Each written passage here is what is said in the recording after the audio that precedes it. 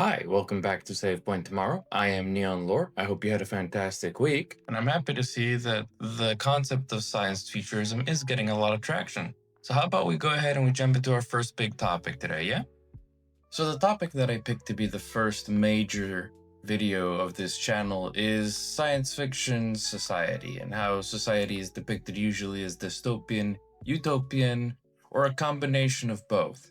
We'll dive into what makes a dystopia, what makes a utopia, and the interplay between them. As a lot of times, utopias end up developing into dystopias, and or they end up being somewhere in the middle. You don't really get anything such as like a utopian dystopia because it's really not something that can happen unless you're like an orc in the 40k universe, but that's neither here nor there. So let's go ahead and get started. We're going to go ahead and jump into dystopias first, and then after that, we'll look into some utopias and see what the difference is, how they differ from each other, and how dystopias seem to be so popular in science fiction and why they're so popular in science fiction compared to utopias and things like solar punk. Or at least we'll try. Dystopias can be a pretty heavy topic, so we'll see how it goes.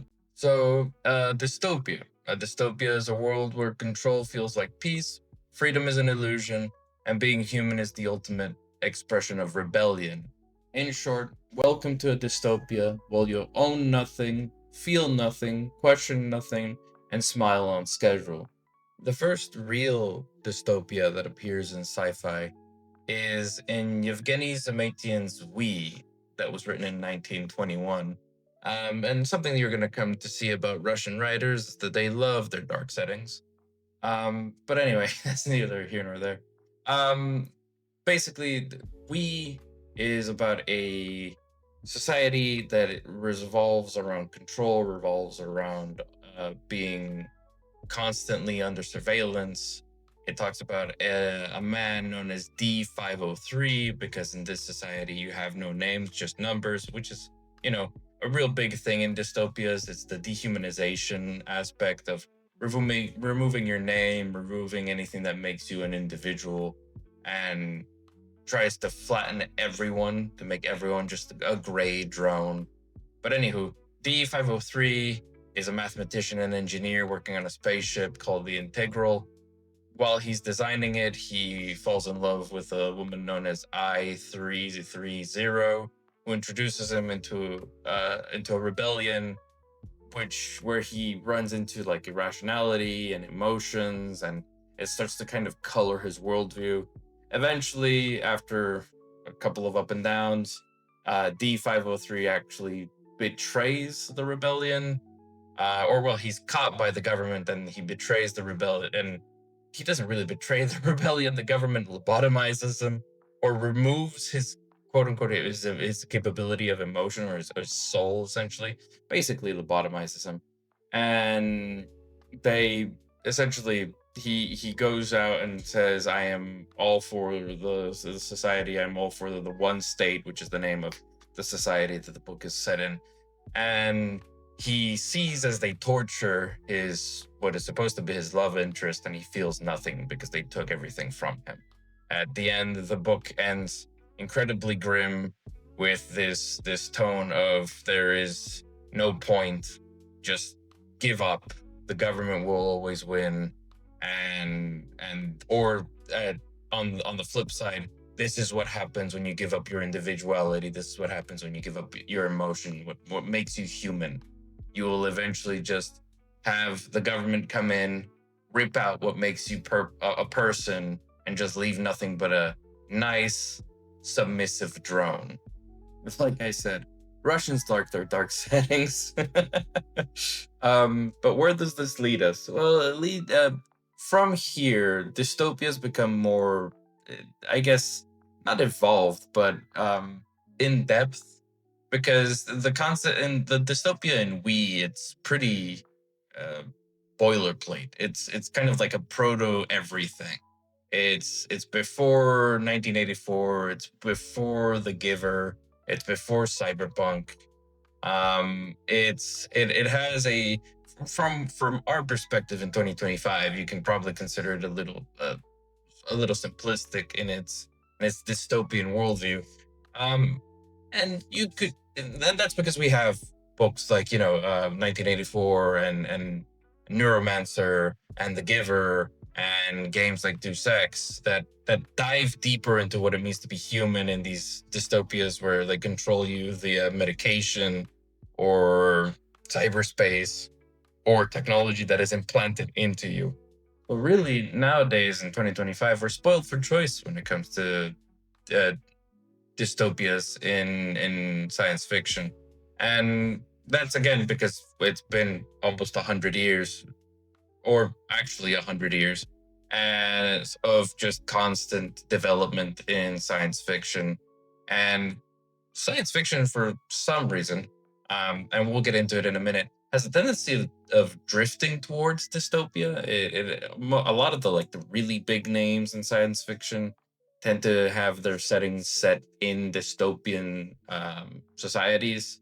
I mean, the biggest name, one of the biggest names in science fiction, which is Dune, is a dystopia. It's an empire that rules with an iron fist through a whole host of dystopian themes, be them hero worship or genetics, and within genetics specifically, eugenics, and how families are basically traced throughout centuries in order to maintain rule. But anyway, like I said, we'll get into that.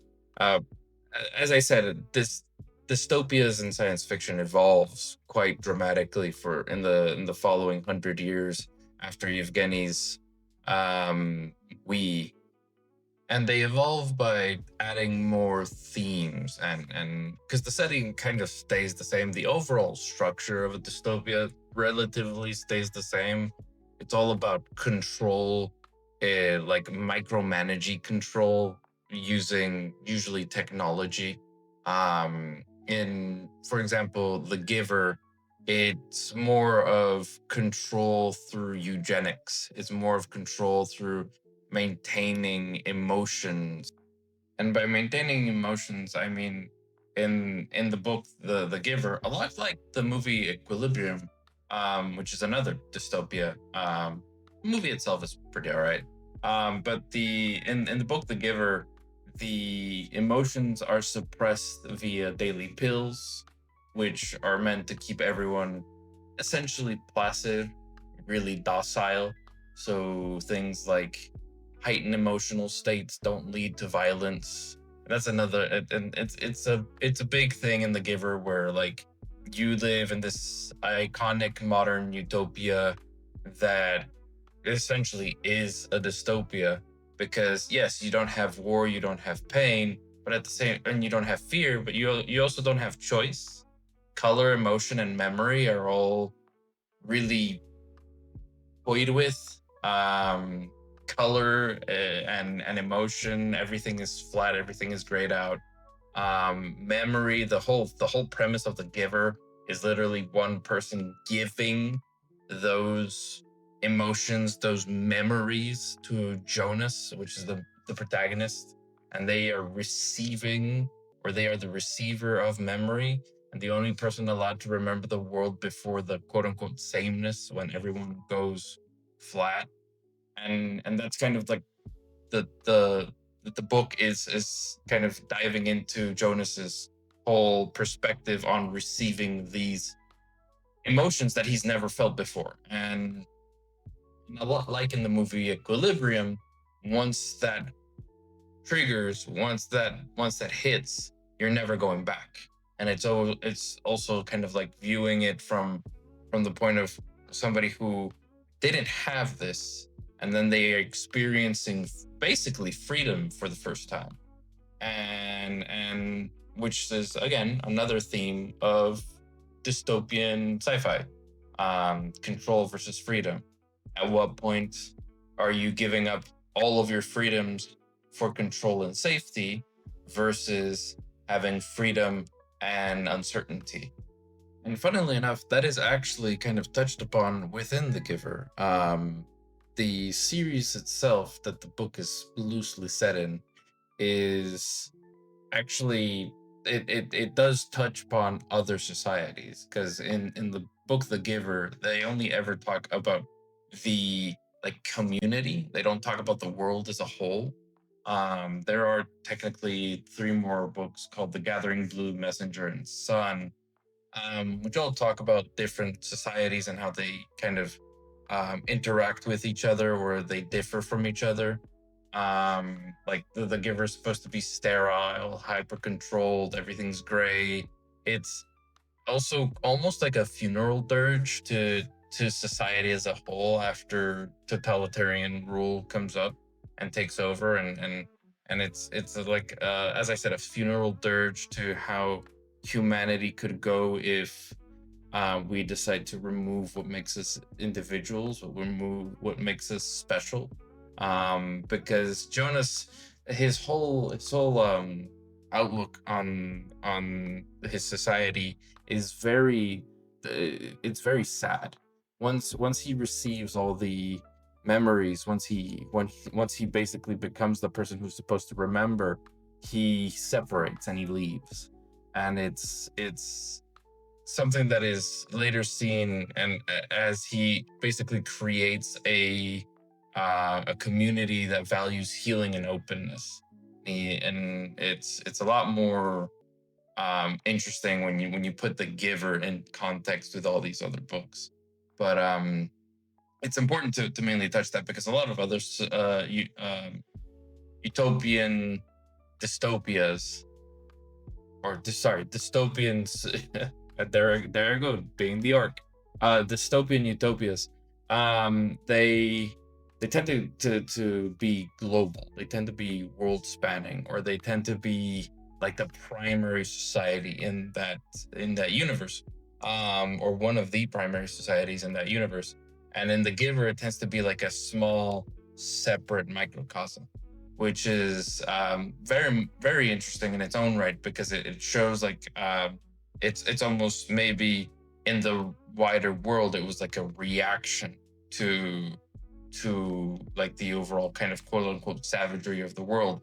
It's kind of like how certain vaults in the Fallout universe tend to view themselves as like intentionally separated from the world and have their very strict totalitarian set of guidelines, because they believe that it's in order to keep themselves civilized and protected from the overall savagery of the wasteland, even though it's later found out that it's all really just a script given to them by Vault-Tec. But that's, again, levels of dystopia, which is another really good universe to talk about eventually. The Fallout universe has so much lore and so much stuff to work with that it's good. That's probably going to be its own series of videos. But so I guess stay in tuned. But coming back to dystopias and what they are all trying to tell us, well, in the past 100 or so years, since Yevgeny's We, the concept of science fiction has evolved. Well, really, since Mary Shelley wrote Frankenstein, the whole concept of science fiction has developed over time, but specifically since Yevgeny's We, the concept of a totalitarian state ruling through either a preconceived or a preset series of societal norms that are reinforced with technology to the point where it's basically integrated in every single aspect of your life, that has evolved continuously to a great degree since Yevgeny's book in the 1920s, and has reached all the way up to 2025, where we now have things like Cyberpunk 2077. Now, all of these put together, they're all really cautionary tales, because that's what dystopias are. They're supposed to show that the idea of a utopia, at least in reality, is it's a utopia for a reason. And there's a reason why the word utopia means nowhere or no place. or The Good Place, which, funnily enough, is a TV show that talks about heaven and how it's actually a hell that is this structured as heaven. But anyway, the point what I'm trying to say is dystopias have been written over and over and over again, and they're one of the things that are the most commonly seen in sci-fi because there are a couple of utopias, kind of like for example, Star Trek is a really good example of a utopia where it's maybe not necessarily post scarcity, but there's a drive to explore the galaxy, to explore the universe together. There is technology that basically leads to post scarcity, and there's technology that is so hyper advanced that it betters the lives of everyone involved. And at no point is it tried is either the government or society or the wealthy ever try to hoard that technology. It's always kind of shared. The problem with that is you get to a point where in a utopia, if you have the perfect place, then what? You know, if you have everything you want, then at what point do you just start doing things because you want to feel something? At what point do you start leading into excesses because you want to feel something?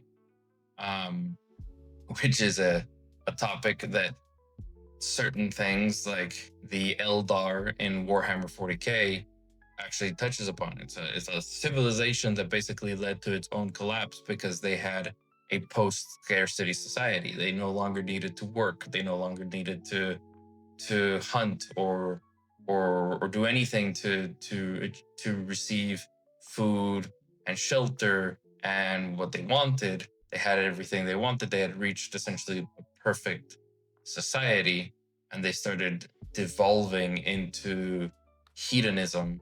They started going down the path of excess to the point where they essentially spawned a god of excess and killed their entire civilization, or almost killed it. But everything in Warhammer is basically on the brink all the time. But I guess what I'm trying to say to kind of close off the dystopian section of this video, which is already kind of getting a little long, is basically dystopias are cautionary tales. They're not about the future, they're about the present. They're exaggerated, distorted, and projected forward in order to help as narrative tools. But really it's what happens if we keep going down this road. Let's look at today. Let's look at censorship on the internet. Let's look at censorship in government. Let's look at the governments that have appeared and have risen in the past 100 years from this point in 2025.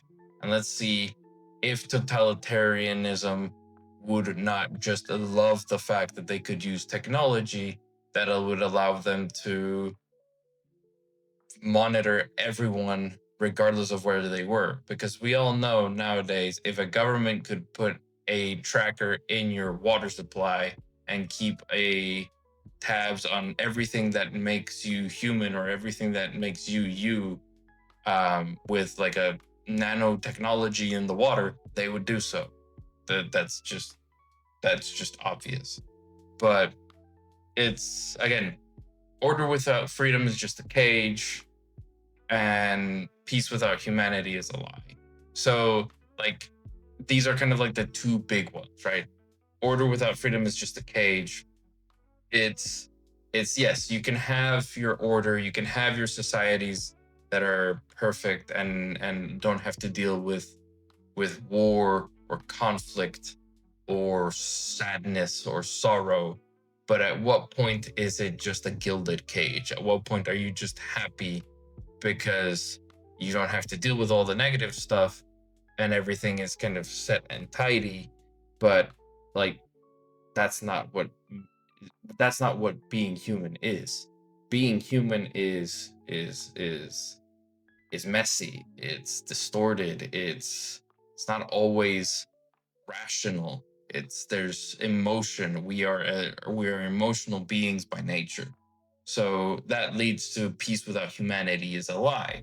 And without the idea of having peace without empathy, then there is no point in having peace. We might as well just be going back. We might as well just be ruled by a machine, which is a utopia in a series of books that we'll talk about here in a minute, where humanity is led by a benevolent machine. But like, you can have peace and no humanity, like in I Have No Mouth and I Must Scream, where a sadistic AI takes over the world, kills off all of humanity, has all of its perfect order, but it spends all of its time torturing six people. It's again, the whole point of dystopias are to show us that yes, they might be exaggerated on paper, but if we applied this to reality, if we applied this to our day to day, it's impossible not to see how governments across the world would implement these kinds of controls immediately if they could, and they kind of are if we're looking at the state of the internet right now, with governments trying to put in controls in place where they say that, oh, it's to protect the children, but really it's not to protect the children. They want to see what you look up online. They want to see what kind of videos you're watching, who you're watching, why you're watching, for how long you're watching. It's starting to get to the point where, and it's not just governments, it's large companies. It's companies like payment processors who are all of a sudden now just telling their vendors, or the people or the companies that they work with as vendors, that they now need to abide by their rules or they'll no longer be able to use their services. It's getting a little too cyberpunky for my liking, but anyway, with that, we'll go ahead and stop here, because and besides, utopias and the interplay between utopias and dystopias deserve their own amount of time. I've already rambled long enough about dystopias as it is. So if you liked anything of what I've had to say, if you feel like you would like to hear more about me rambling on about either science fiction and how it relates to our real life, and how science fiction a lot of times actually influences our real life, or if you'd like to hear me talk about how nerdy stuff appears in video games and it eventually appears in real life, or if you want me to do some more deeper dives on certain topics in sci-fi that you think should be talked about more, then go ahead, like, subscribe, leave a comment. Tell me what you're thinking about. Tell me if I'm really off base or I'm kind of on base. Tell me what you want to hear about. And thank you so much for watching. Again, it's I do this because I love the genre, but I also do this because I love talking with people. So if you want to hear me talk about something, just go ahead and talk about it down below. And I will see you guys in the next one. Deuces.